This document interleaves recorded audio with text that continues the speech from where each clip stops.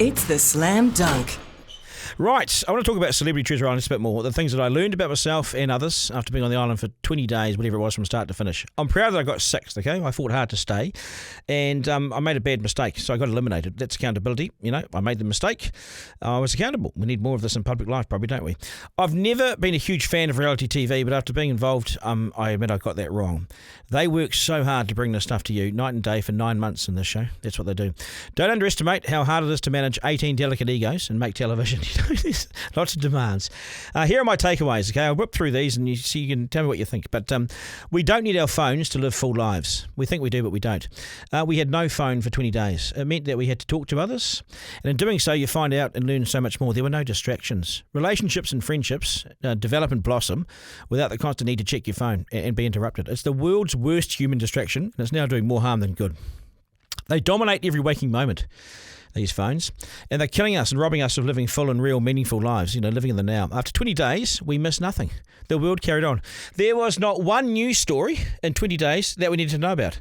The world was exactly the same when we came out. I can't recall one thing that happened that I needed to know about. Also, we have far too many options of food and we eat far too much in big portions because it's there, basically, and for some it's really pleasurable. We lived on rice and beans and whatever we won or caught. We have so much food, we throw much of it out in New Zealand.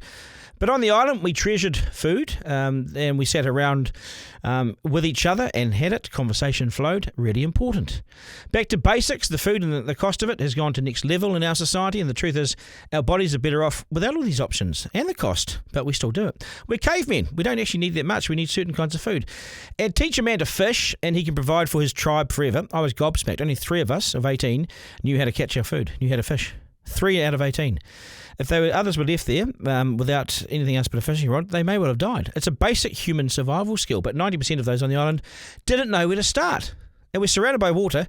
Why haven't we got these skills? We are blasé. We've got to get in there now.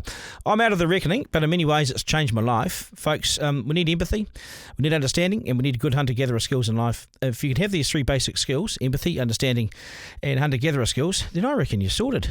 You're doing it. You're halfway there. We have fancy, massive houses and cars and all these material things, and it means jack. We need shelter, warmth, and some tucker.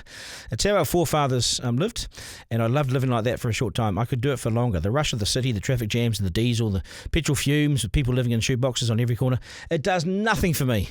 A cabin, some fishing gear, and fewer bills is me, I reckon. But God, I had a good time. Duncan, Garner, live.